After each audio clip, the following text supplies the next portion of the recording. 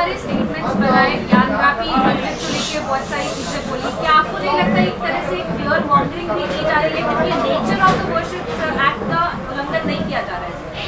क्या nature of the religious place का इसमें कुछ भी उल्लंघन नहीं किया जा रहा है। कोर्ट का ऑर्डर खाली उसको इम्प्लीमेंट किया जा रहा है। आप प्लीज़, आप लोग टीवी चैनल पर जब कोई चीज़ दिखा रहे हैं, मेरी आपसे गुजारिश है, रिक्वेस्ट है कि आप पूरे फैक्ट्स को बोलिए। पहला फैक्ट ये है कि 1991 में ही ये इसी पॉइंट्स पर, इसी मुद्दों पर हाई कोर्ट ने स्टे दिया। वो स्टे वेकेट हुआ?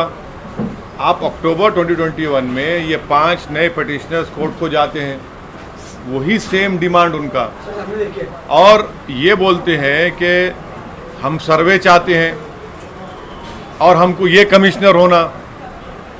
जो 91 में स्टे दिया गया था, इसी बार डिमांड के ऊपर कोर्ट ने बोला नहीं, आप जाकर लोअर कोर्ट जो है ऑर्डर दे देता है। तो हमारा बोलना है कि लोअर कोर्ट का ऑर्डर गलत है। और दूसरी बात प्लीज़ समझिए कि मैं बार बार दोहरा रहा हूँ, at the cost of repetition कह रहा हूँ कि हमने पार्लियामेंट में क़ानून बना दिया कि 15 अगस्त 1947 को जो भी रिलीजियस प्लेस है उसको वैसे ही बरकरार रखेंगे, नेचर और कैरेक्टर चेंज नहीं होगा। आप मेरे को बताइए, सर्वे क्यों किया जा रहा है? फिर सर्वे किस लिए किया जा रहा है? सर्वे वजह क्या है उसकी? 91 के एक्ट में यह भी कहा गया कि अगर कोई भी किसी रिलीजियस प्लेस का नेचर और कैरेक्टर चेंज करना चाह रहा है तो उस पर एफआईआर बुक करना चाहिए।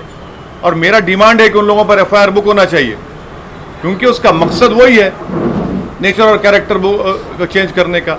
और सुप्रीम कोर्ट ने जो बाबरी मस्जिद के टाइटल सूट में जो फैसला दिया, उसमें 5 जजेस ने कहा कि 91 का एक्ट भारत के संविधान के सेकुलरिज्म और बेसिक स्ट्रक्चर का हिस्सा है। तो ये फैसला ही गलत है लोअर कोर्ट का, बिल्कुल गलत फैसला है।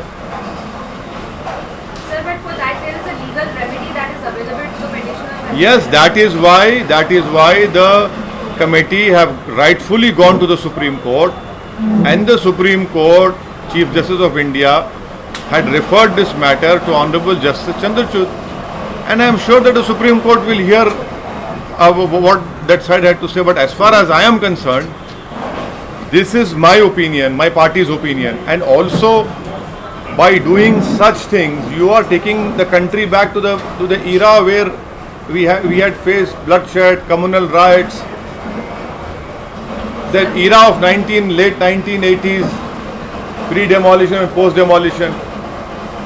This is an issue which I had voiced my apprehension when the Babri Masjid judgment had come, civil judgment has come. I had said that my apprehensions are, you please look at the press conference of mine, that tomorrow everyone will say this is our Astha. This country cannot be run on the basis of Astha. This country has to be run on the basis of rule of law, the Constitution of India.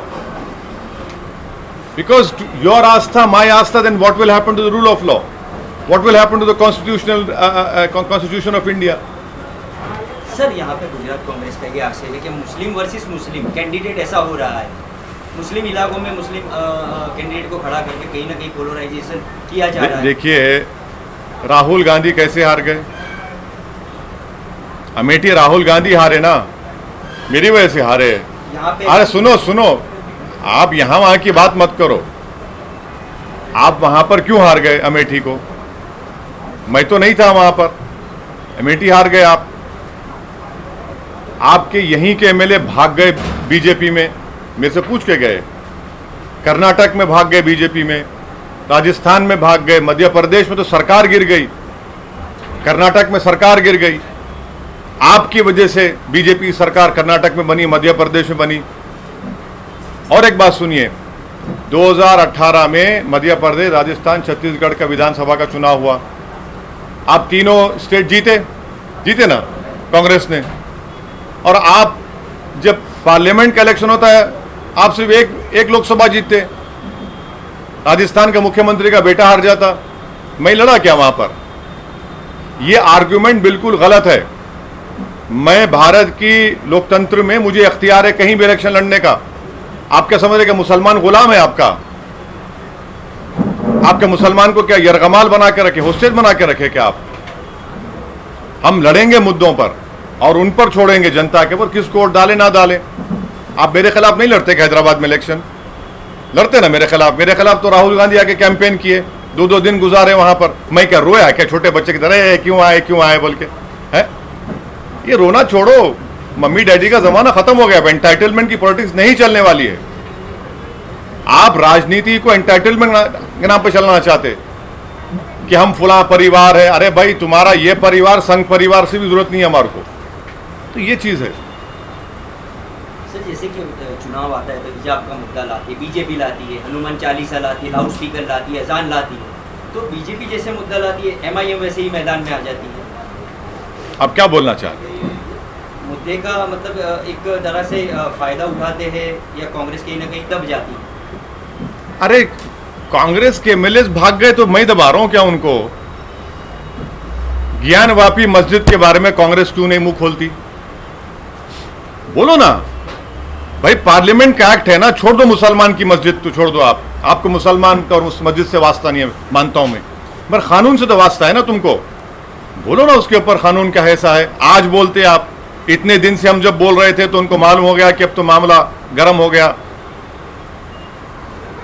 हिजाब के बारे में बोलने से आपको डर क्या है?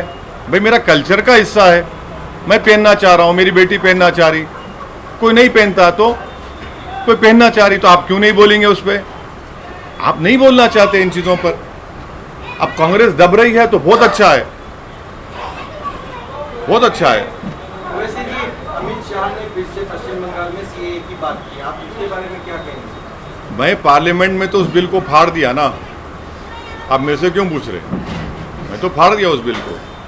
मेरा मानना यह है कि भारत के संविधान के खिलाफ है वो कानून, और मज़हब की बुनियाद पर कानून बनाया गया जो भारत के संविधान के right to equality, right to life के खिलाफ है।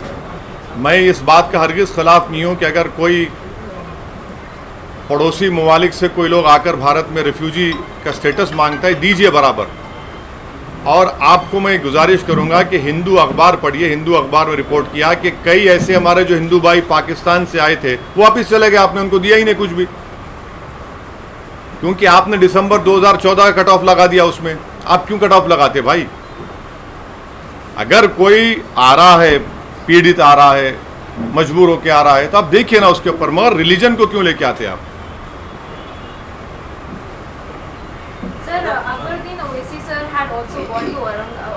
Madam, please understand. I understand your emotions.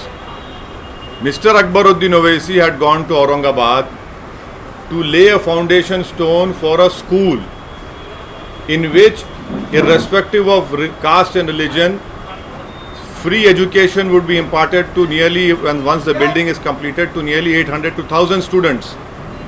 That is why he went to Aurangabad. Now, unfortunately, you people have given a different color. But it is not No. I am asking you, isn't that a ASI protected monument or not? And doesn't ASI comes under Narendra Modi or not? So is he also committing something wrong?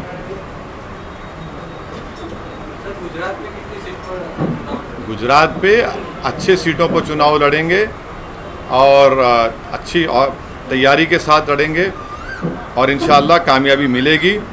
कितने seat पर लड़ेंगे, कहाँ पर लड़ेंगे, अभी बहुत जल्दी है, मगर उसका फैसला जब होगा आपको साबिर भाई बताएंगे, जो हमारे गुजरात के अध्यक्ष हैं मजलिस के। ताजमहल का भी विषय सामने आया, ताजमहल को लेकर भी पिटीशन की गई है। इस तरह से अलग अलग जो पिटीशन हो रही हैं उसको लेके ऐसा है ना कि देश में गेहूं का शॉर्टेज है, मगर कौन जिम्मेदार है? औरंगजेब जिम्मेदार है। देश में कोयला नहीं है, कौन जिम्मेदार है? बाबर जिम्मेदार है। देश में अनएम्प्लॉयमेंट नहीं है, कौन जिम्मेदार है? शाहजहां जिम्मेदार है। सबके लिए मुगल जिम्मेदार है ना, मोदी जी तो जिम्मेदार ही नहीं है। ये मोदी सरकार शॉर्टेज सरकार है। ये तो ना कोयला है, ना गेहूं है, ना रोजगार है, कीमतें आसमान को छू रही हैं और रुपया गिरते जा रहा है। तो शॉर्टेज सरकार बोलना चाहिए उसको। तो ताजमहल क्या है भाई? इतने साल के बाद हाई कोर्ट ने क्या कहा? देखिए, अभी मैडम का सवाल था, हाई कोर्ट में 2 जजेस ने कहा कि अब तुम कल बोलोगे हमारे चैम्बर में क्या हो रहा है देखना चाह रहे हैं, उसको खारिज कर दिया। लोअर कोर्ट बोलता है नहीं, नीचे आके देख। अब बताइए, हाई कोर्ट में बोल रहा है ये। अच्छा, इनको अभी क्यों ख्याल आया ताजमहल में ये है, ये समझ में नहीं आया। मेरे को लगता है कि वो जो नीचे जाना चाहते हैं ना, वो देखना चाह रहे हैं, बुरा मत मानिए, जोक कर रहा हूं, कि नरेंद्र भाई मोदी की डिग्री कहीं ना मिल जाए उसमें। एंटायर पॉलिटिकल साइड डिग्री जो नहीं मिलती है उसको देख रहे हैं शायद, कि भाई शायद वहां पर मिल जाए, वही लगता है। सर, कल छापी जाने वाले हैं, कल छापी जाने वाले हैं, पब्लिक गैदरिंग करने हाँ, वाले हाँ, हैं। हाँ। क्या कुछ मुद्दे पे बात करने हैं? आइए ना, गरम भाषण होगा, आपको मुद्दा मिल जाएगा। आएंगे सर। हम जो बोलते हैं मुद्दा मिल जाएगा आपको। आइए फिर चलाइए, 6 PM 9 PM नेशनलिस्ट बैठे हैं टीवी पर। त्रिपुरा में फिर से एक बार बीजेपी ने सीएम बदल दिया है चुनाव से पहले। तो त्रिपुरा में इतने बड़े राइट्स हुए थे, वो कंट्रोल नहीं कर पाए बीजेपी, तो अब ये उनका इंटरनल डिसीजन है, उस पर मैं क्या बोल सकता हूँ।